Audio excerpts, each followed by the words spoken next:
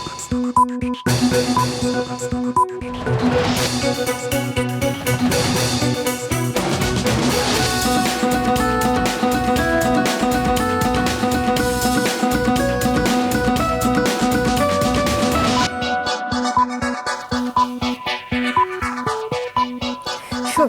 স্বাগত সন্ধ্যার মাছরাঙা সংবাদের সঙ্গে আছি আমি মৌমিতা জান্নাত। শুরুতেই গার্ডিয়ান লাইফ ইন্স্যুরেন্স সংবাদ শিরোনাম।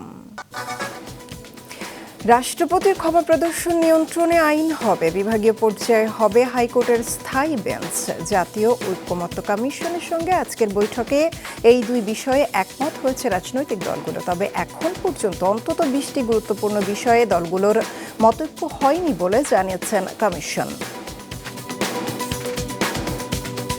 জুলাই সনদ বাস্তবায়ন ছাড়া নির্বাচনে যাবে না জাতীয় নাগরিক পার্টি, জানিয়েছেন দলটির আহ্বায়ক নাহিদ ইসলাম। জুলাই গণঅভ্যুত্থানের বর্ষপূর্তিতে নীলফামারীতে এক পদযাত্রায় কথা বলেন তিনি। রাষ্ট্রের মৌলিক সংস্কার, নতুন সংবিধান ও শেখ হাসিনার বিচার দাবি করেন এনসিপির নেতারা। কর্মসূচির তৃতীয় দিনে আজ পঞ্চগড়েও পদযাত্রা করে দলটি।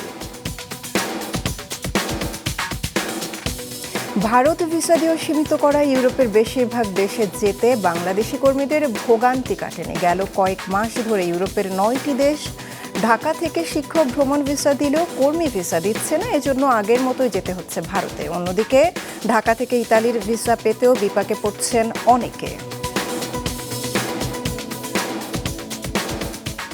শুনছিলেন শিরোনাম, এবার বিস্তারিত।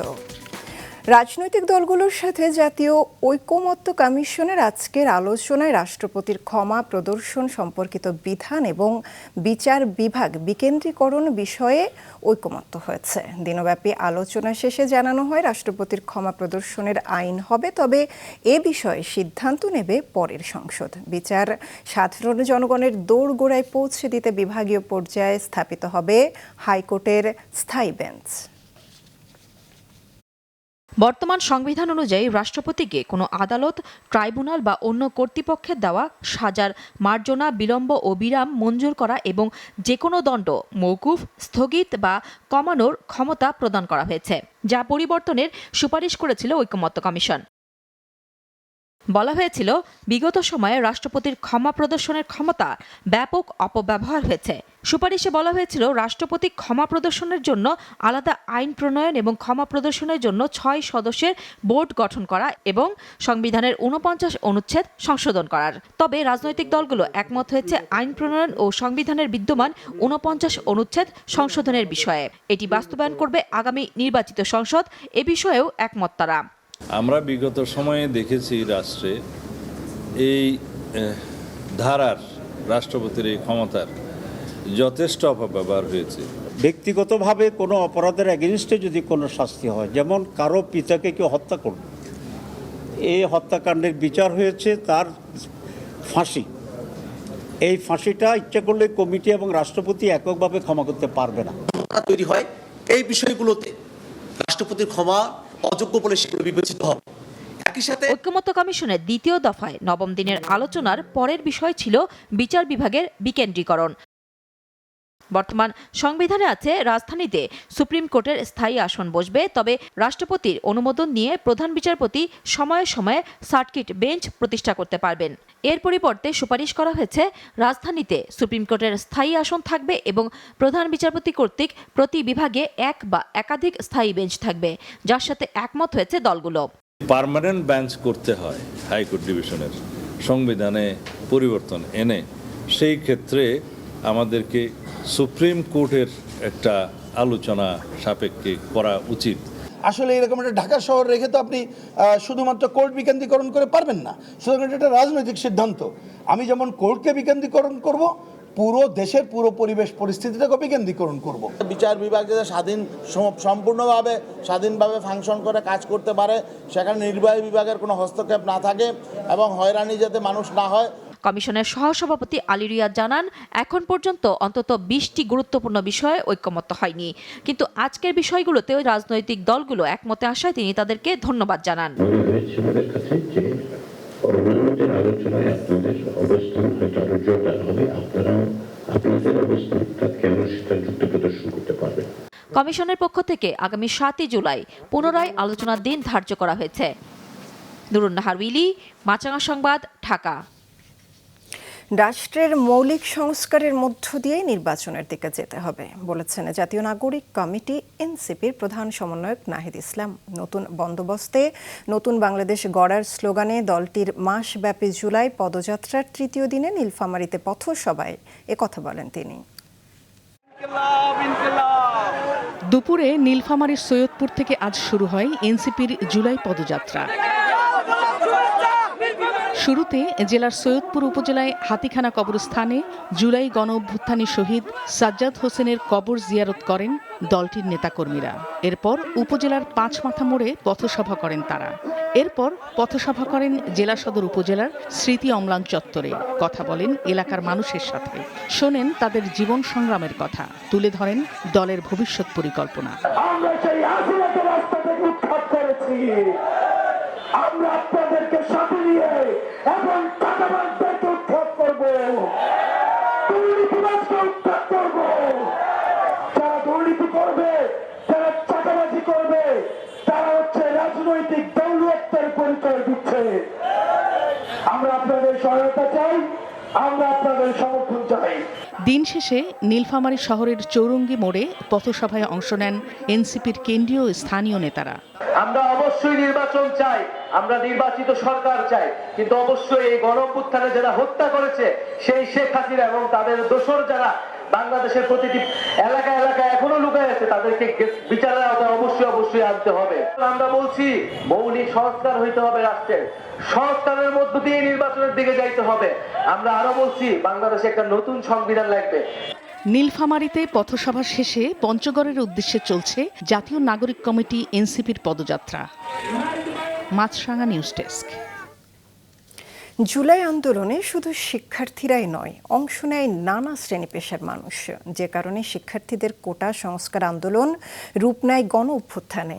পতন হয় 16 বছরের স্বৈরশাসনের। যাদের রক্তের বিনিময়ে রচিত হলো নতুন ইতিহাস, তাদের পরিবার কেমন আছে সে প্রশ্নের উত্তর জানার চেষ্টা করেছেন সহকর্মী দাউদ হাসান।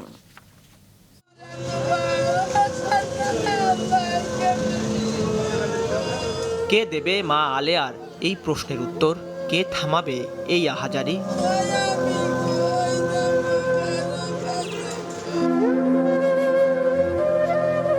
গত বছরের 5 আগস্ট রাজধানীর উত্তরায় বিএনএস সেন্টারের সামনে ঘাতকের গুলি মাথায় এসে লাগে বাস চালক শহীদ আলমগীরের। ঘণ্টা খানেকের মধ্যেই মারা যান তিনি।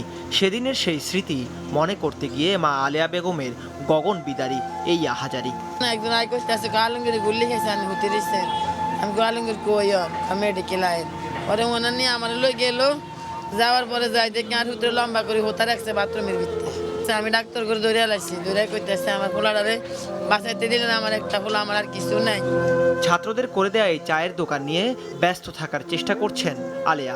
শেষ চাওয়া অন্তত মৃত্যুর আগে যেন সন্তানের বিচার দেখে যেতে পারেন। বিচার তো চাই, বিচার কে করবো, মানুষ তো নাই। 1 বছর হতে চলল, ছেলে হাফিজুলের মুখ থেকে বাবা ডাক শুনেন না আবু বকর শিকদার। ছেলেতে আর বাবা বলে আর ডাকে না। 20 জুলাই রাজধানীর মধ্যবাড্ডায় যাত্রী নামিয়ে বাসায় ফিরছিলেন রিকশা চালক হাফিজুল শিকদার। হঠাৎ একটি বুলেট হাফিজুলের বুক এফোড় করে বেরিয়ে যায়। হাসপাতালে ঘুরেও বাঁচানো গেল না তাকে। 1 বছরেও ছেলে হারানোর বিচার না পাওয়ায় ক্ষোভ প্রকাশ করলেন আবু বকর। যত শহীদ পরিবার আছে, প্রত্যেক শহীদ পরিবারে বিচার না হওয়া পর্যন্ত বাংলার মাটিতে কোনো ইলেকশন হবে না। হাফিজুলের শহীদ হওয়ার পর বিভিন্ন মাধ্যম থেকে যতটুকু সহযোগিতা এসেছে তা বেশিরভাগ পেয়েছেন তার স্ত্রী সন্তানরা, কিন্তু সেই সহযোগিতার ভাগ পৌঁছায়নি আবু বকর পর্যন্ত। বর্তমানে স্ত্রীকে নিয়ে মানবেতর দিন যাপন করছেন তিনি।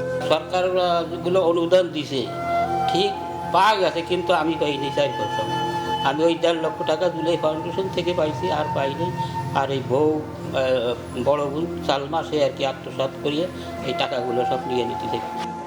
সরকার থেকে নানা ব্যবস্থা নেওয়া হলেও তা শহীদ ও আহত পরিবার পর্যন্ত ঠিকঠাক পৌঁছাচ্ছে না বলে অভিযোগ করলেন জুলাই আন্দোলনের অন্যতম কাণ্ডারি নাহিদ ইসলাম।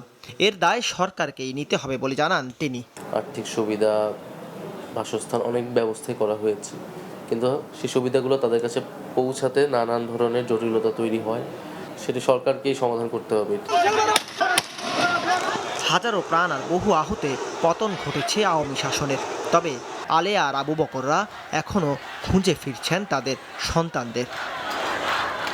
দাউদ হাসান, মাছরাঙ্গা সংবাদ, ঢাকা।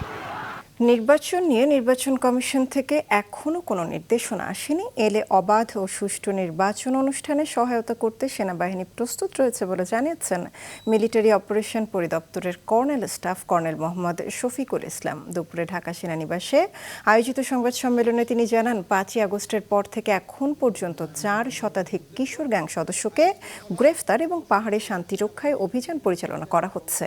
গুমের সঙ্গে জড়িত সেনা সদস্যদের প্রসঙ্গে তিনি বলেন, তদন্তে দোষী প্রমাণিত হলে তাদের বিরুদ্ধে বাহিনী যথাযথ ব্যবস্থা নেবে। গুমের শিকার ব্যক্তিদের পরিবারের সদস্যদের উদ্দেশ্যে তিনি বলেন, ভুক্তভোগী পরিবার নিরাপত্তার ব্যাপারে সেনাবাহিনীর সহযোগিতা চাইলে তা দেওয়া হবে।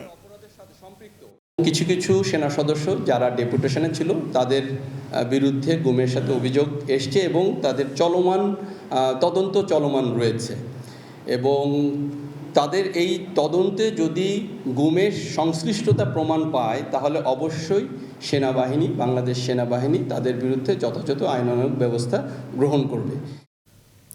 বিটিআরসির নতুন নীতিমালা নিয়ে উদ্বেগ প্রকাশ করেছে বিএনপি। গুলশানে দলের চেয়ারপারসনের কার্যালয়ে সংবাদ সম্মেলনে দলের মহাসচিব বলেন, এই নীতিমালা বিনিয়োগকারীদের বিভ্রান্ত করবে।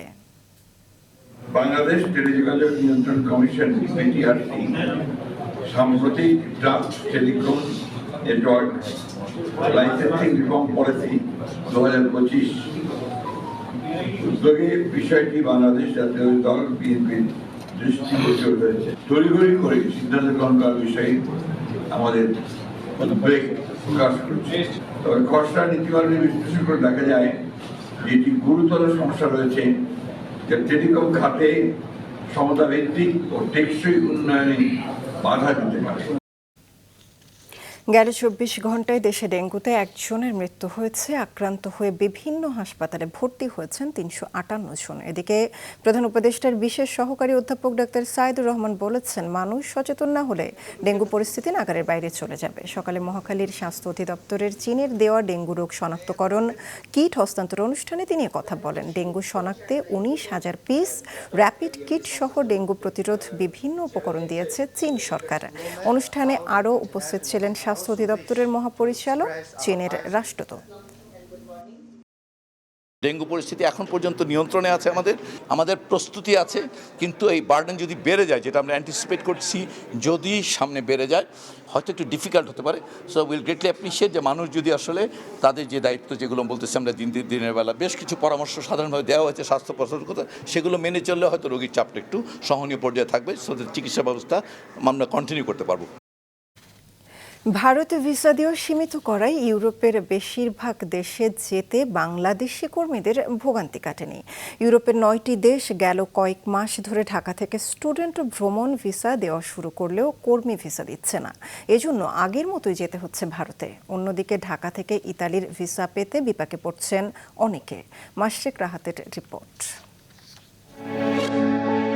ভালো বেতন ও উন্নত জীবনের আশায় অনেকেই ইউরোপের বিভিন্ন দেশে কাজে যেতে চান। তবে ঢাকায় ইউরোপের বেশিরভাগ দেশের দূতাবাস না থাকায় ভিসা পেতে বিপাকে পড়তে হয়। যেতে হয় ভারতে দেশগুলোর দূতাবাসে। 10 মাস ধরে ভারত ভিসা দেয়া সীমিত করায় সংকট আরও বাড়ে। মার্চ মাস থেকে সুইডেন দূতাবাসের সহযোগিতায় নতুন করে ইউরোপের 8টি দেশ ঢাকা থেকে ভিসা দেবে এমন খবরে স্বস্তি এলেও কর্মীদের সংকট কাটেনি। কারণ ভিএফএস গ্লোবাল সার্ভিস সেন্টারের মাধ্যমে মিলছে শুধু ভ্রমণ ও স্টুডেন্ট ভিসা, দেয়া হচ্ছে না কর্মী ভিসা। ওয়ার্কার ভিসাগুলো যেগুলো এগুলোর জন্য যেতে হচ্ছে ইন্ডিয়াতে, স্টুডেন্ট ভিসাগুলো হচ্ছে, আর যেই কাজের জন্য যে ওয়ার্কার ভিসাগুলো, এই ভিসাগুলোর জন্য ইন্ডিয়াতে যেতে হচ্ছে মানুষের। আগে তো তবু ইন্ডিয়া ভিসা দিত যাইতো, যেখানে রিসো কম ছিল পাইতো। এখন তো সে রাস্তাটা বন্ধ হয়ে গেছে। এখন বন্ধ, ইন্ডিয়ান ভিসা দেয় না। হাজার হাজার ওয়ার্ক পারমিট বাংলাদেশের লোকের কাছে আছে। এই ব্যাপারে যদি আমাদের গভর্নমেন্ট একটা পদক্ষেপ নিত তাহলে অন্তত 10,000 লোক আপনার কর্মসংস্থান একটা ভালো ব্যবস্থা ছিল ইউরোপে। যতটুকু প্রচার হয়েছে সেই অনুযায়ী কোনো কিছুই হয় নাই। ওয়ার্ক পারমিট ভিসা দিচ্ছে না, তারপর অন্যান্য যে এম্বাসি তারা এখন এগুলো চালু করে নেই। ঢাকা থেকে মিলবে ইউরোপের কর্মী ভিসা এমন খবর ছড়িয়ে ভুয়া অফিস খুলে কেউ কেউ করছেন প্রতারণা, বলছেন সংশ্লিষ্টরা। একটা ওয়ার্ক পারমিট জমা দেওয়ার জন্য কোনো সংস্থা কিচ্ছু এখানে নিয়োগ দেয় নেই, এগুলো সব ভুল। আপনি যা দেখেন, আমি নিজে তল্লাশি করছি, একটা ঠিকানা ঠিক নাই। এটা প্রতারণা, এটা এই ব্যাপারটা দেখা উচিত। পররাষ্ট্র প্রবাসী কল্যাণ উপদেষ্টা জানিয়েছেন, ইউরোপের দেশগুলোতে যাতে ঢাকা থেকে কর্মী ভিসাও দেয় সেই চেষ্টা করছে সরকার। ওয়ার্কিং ভিসার ক্ষেত্রে আমাদের এটা তো আপনার শুধুমাত্র একটা আশ্বাসের ভিত্তিতে হয় না, যাতে আমাদের বাইরে কর্মসংস্থানের সুযোগ বৃদ্ধি হয়। এই জন্য আমরা 6টা ইউরোপিয়ান কান্ট্রির সাথে MOU মেমোরেন্ডাম অফ আন্ডারস্ট্যান্ডিং আপনার করেছি। এগুলি কিন্তু একটা দীর্ঘমেয়াদী প্রক্রিয়া, বুঝছেন না, এটা খুব স্বল্পমেয়াদী প্রক্রিয়া না। আমরা আশা করি আমরা আমাদের দায়িত্বকালে একটা ভালো সূচনা করে দিব। এই বিষয়টি নিয়ে আমরা কন্টিনিউয়াস তাদের সাথে যোগাযোগে আছি। এদিকে আগে থেকেই ঢাকা থেকে ইতালি যেতে কর্মী ভিসা মিললেও ভুয়া কাগজপত্র জমা দেওয়ার অভিযোগে দেশটির দূতাবাস ভিসা দেয়া বিলম্ব করছে। এতে দেশটিতে যেতে পারছেন না অনেকেই। মাশরুক রাহাত, মাছরাঙ্গা সংবাদ, ঢাকা। সেমিকন্ডাক্টর বিলিয়ন ডলারের শিল্প হতে পারে বলে জানিয়েছেন বিডারের নির্বাহী চেয়ারম্যান ডক্টর আশিক চৌধুরী। আজ ফরেন সার্ভিস একাডেমিতে সংবাদ সম্মেলনে তিনি আরও বলেন, এই জন্য দরকার প্রশিক্ষিত কর্মী ও সরকারের বিনিয়োগ বান্ধব নীতি প্রণয়ন। সরকার উদ্যোগ নিলে দেশেই এমন সম্ভাবনাময় শিল্প প্রতিষ্ঠা করা সম্ভব। এজন্য স্বল্প ও দীর্ঘমেয়াদী পরিকল্পনা নিতে হবে। এই শিল্পে সহায়তা করতে গঠিত জাতীয় সেমিকন্ডাক্টর টাস্ক ফোর্স প্রধান উপদেষ্টার কাছে 23টি সুপারিশ হস্তান্তর করেছে বলেও জানান বিডার নির্বাহী চেয়ারম্যান। আন্তর্জাতিক, গত 48 ঘন্টায় ইসরায়েলি বাহিনীর হামলায় গাজা উপত্যকায় নিহত হয়েছেন 300-র বেশি প্যালেস্টাইনি। গাজার মিডিয়া অফিসে জানিয়েছে, এই সময়ের মধ্যে ইসরায়েল 26টি গণহত্যা চালিয়েছে। বৃহস্পতিবার ভোর থেকে ইসরায়েলের হামলায় অন্তত 118 জন নিহত হয়েছেন। এদের মধ্যে 33 জন বিতর্কিত যুক্তরাষ্ট্র সমর্থিত গাজা হিউম্যানিটেরিয়ান ফাউন্ডেশনের ত্রাণ কেন্দ্রে সাহায্য পাবার আশায় এসেছিলেন। দক্ষিণের আল মাওয়াসির তাঁবু এবং গাজার পশ্চিমে স্কুলে আশ্রয় নেওয়া মানুষের উপর হামলা চালায় ইসরায়েলি বাহিনী।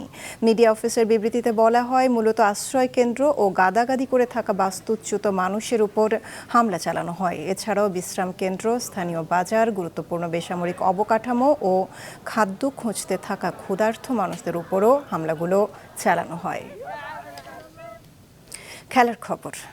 এশিয়া কাপ নিশ্চিত হওয়ার পর এবার মেয়েদের বিশ্বকাপ খেলার স্বপ্ন দেখছে বাংলাদেশ ফুটবল ফেডারেশন।